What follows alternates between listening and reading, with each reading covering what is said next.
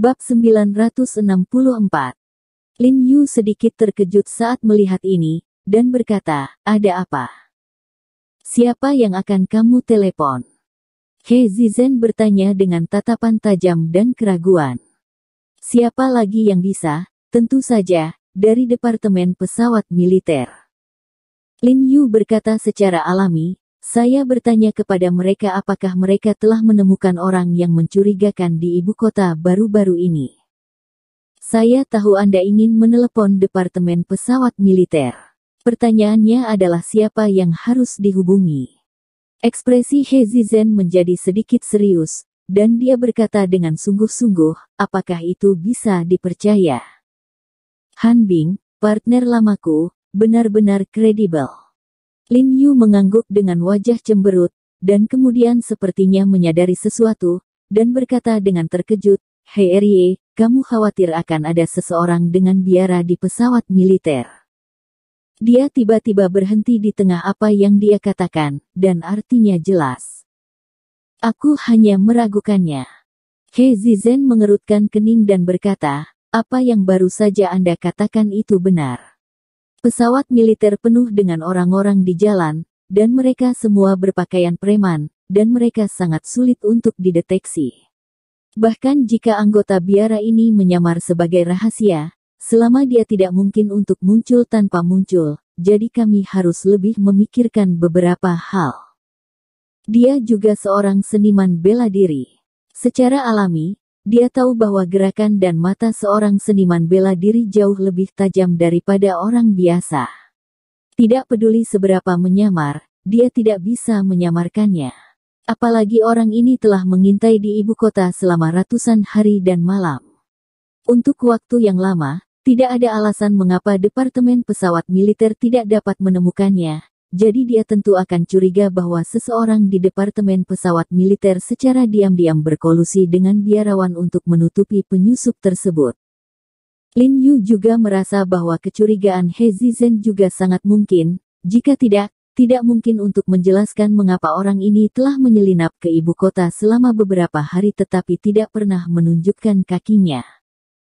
Jadi ketika Lin Yu menelepon Han Bing untuk membicarakan hal ini, dia secara khusus meminta Han Bing untuk tidak mengungkapkannya kepada terlalu banyak orang, dan hanya memberitahu teman dekatnya untuk menyelidiki lebih lanjut. Setelah dia menyelesaikan panggilan, He Zizhen menepuk bahu Lin Yu dan berkata, "Jiarong, terkadang semakin besar kemampuannya, semakin besar tanggung jawabnya.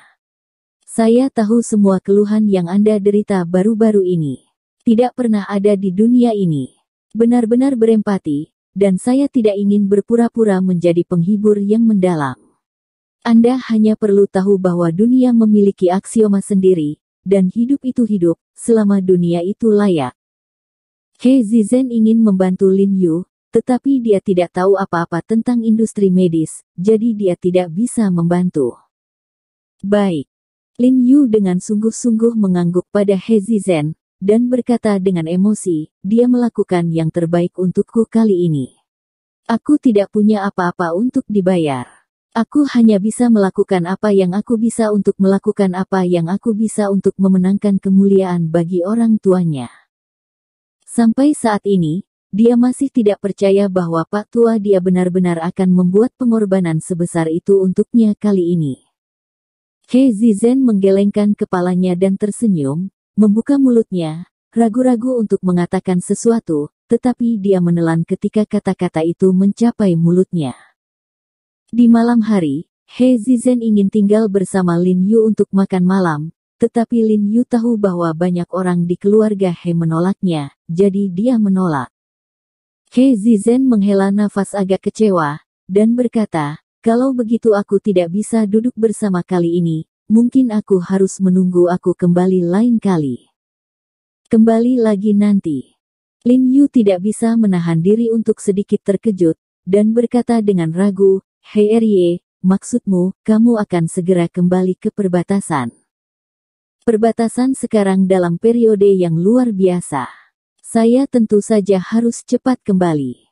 Kali ini saya kembali karena tugas resmi." He Zizhen tersenyum pada Lin Yu, lalu menepuk bahu Lin Yu, dan berkata dengan keras, "Tidak apa-apa, kita akan lama di Jepang."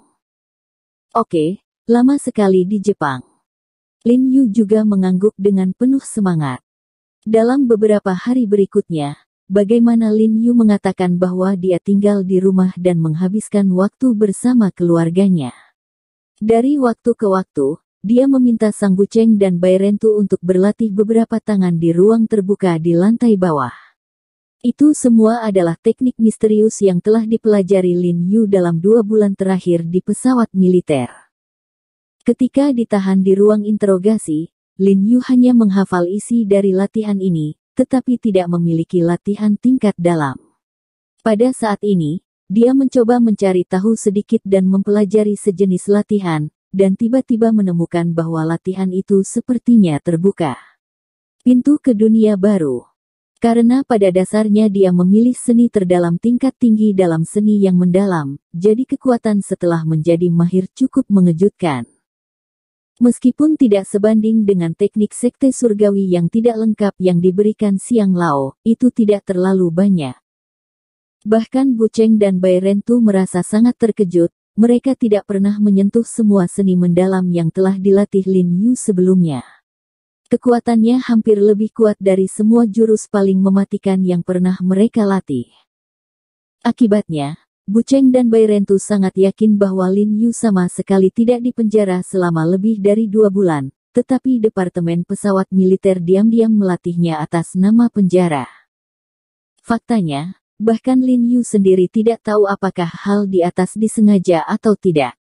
Biasanya, dia ingin melamar gudang rahasia No. 1 pada satu waktu. Itu sama sulitnya dengan pergi ke langit. Akibatnya, dia tinggal di ruang interogasi selama periode waktu ini. Changdang sudah menjadi perpustakaan. Setiap minggunya bisa masuk sesuka hati. Keistimewaan ini terlalu besar, sehingga mau tidak mau membuat orang bertanya-tanya. Namun, arti dari orang-orang yang disebutkan di atas berada di luar kemampuan orang biasa untuk memahaminya, jadi Lin Yu terlalu malas untuk memikirkannya, biarkan dia, bagaimanapun, belajar adalah menghasilkan. Setelah menguasai jurus, dia mulai mengajar Buceng, Bai Rentu, Chun Seng, Qiyumen, Zhang Laosan dan Zhu Laosi satu persatu. Pada saat yang sama, Lin Yu juga menggoda Hu Qingfeng dengan teknik ini dari waktu ke waktu, mendesaknya untuk memanfaatkan waktu untuk membantu jaringannya lebih banyak orang, dan mengatakan kepadanya bahwa jika dia menemukan seseorang, dia akan mengajarinya trik. Hu Qingfeng, yang terus terang, merasa gatal dan berjanji untuk menggali huaxia setinggi 3 kaki ke dalam tanah dan membantu Lin Yu menemukan pembantunya. Meskipun pembantaian Rong Huan ini berhasil, hal itu juga membahayakan 2 pembantu besar Qi Bo dan Sun. Lin Yu sekarang sangat membutuhkan untuk menambah tenaga, karena para dokter misterius tidak tahu kapan mereka akan melakukan serangan balik. Sore itu, Lin Yu masih berada di alun-alun kecil di lantai bawah dengan alat bantu jalan dan yang lainnya untuk membandingkan keterampilan mereka. Pada saat ini, Li Qianjue tiba-tiba berlari dengan panik dan berteriak pada Lin Yu dengan cemas, "Jiarong, ini tidak baik." "Ya, sesuatu telah terjadi. Saudara Li." Lin Yu sedikit terkejut saat melihat Li Qianjuan, dan berkata buru-buru, "Jangan panik, katakan sesuatu perlahan." "Tidak, Jiarong, King Mei dibawa pergi oleh Si Kun Hao dan polisi." Li Qianjue berkata dengan terengah-engah, jelas karena terburu-buru, nafasnya sedikit tidak bisa mengikuti. "Apa?" Ekspresi Lin Yu langsung berubah ketika dia mendengar ini. Dia buru-buru meraih lengan Li Qianjue dan berkata dengan cemas, bagaimana dia bisa meraih alis King dengan santai. Katanya untuk King Mei bekerja sama dalam penyelidikan insiden cairan oral. Li Qianhui berkata dengan cemas, karena alis yang bening bertugas untuk mengeluarkan obat. Saya meminta mereka untuk memegang saya dan menukar alis yang jernih, tetapi mereka tidak memperhatikannya dan tetap mengambil alis yang jernih. Ada begitu banyak, dan saya tidak menghentikannya. Anda memikirkan cara. Sial, ini si Kun Hao lagi. Ekspresi Li Zenseng merosot, tinjunya berderit, dan dia berkata dengan marah, "Nengat jenis apa yang dia perbaiki?" Lin Yu mengerutkan kening dan tidak berbicara, lalu berjalan ke samping dan mengambil ponsel di bangku batu, seolah memanggil Hao Ningyuan. "Tidak perlu bertengkar, aku sudah melawan Menteri Hao dalam perjalanan ke sini." Li Qianhui sepertinya melihat niat Lin Yu, dan menggelengkan kepalanya dengan senyum pahit, dan berkata, "Menteri Hao berkata, dia tidak dapat ikut campur dalam masalah tentang kami beberapa bulan yang lalu. Dia tidak memiliki wewenang untuk mengontrol urusan antara Anda dan kelompok Li. Anda juga tahu latar belakang keluarga Chu di ibu kota. Benar-benar tidak sulit untuk mencegah Menteri Hao ikut campur. Kalau begitu bukan ini yang dikatakan si Kun Hao?" Li Zhensheng bertanya dengan marah. Dia mencabut sertifikat kualifikasi dokter tuan, dan membiarkan kami menutup rumah sakit. Kami semua melakukannya. Mengapa dia menangkap orang tanpa alasan sekarang? Ini tipuan. Dalam pandangan Li Zhensheng, si Kun Hao ini hanya mendorong hidungnya ke wajahnya. Lin Yu sekarang tidak lagi berbicara tentang profesi medis Tiongkok, tetapi dia tidak menyangka si Kun Hao akan melepaskan mereka. "Saudara Li, apa yang harus saya lakukan jika saya terlalu banyak menipu orang?" Wajah Lin Yu tenggelam, dan bertanya dengan dingin. Li Zhensheng samar-samar mengambil satu, dan kemudian berkata dengan keras, "Tentu saja itu membuli kembali." "Oke, ikuti aku. Ayo," tanya seseorang. Lin Yu mendengus dingin, lalu meraih jaket di bangku batu. "Pergilah." Li Zhensheng dan yang lainnya juga menangis dalam-dalam, meraih pakaian itu dan mengikuti Lin Yu keluar.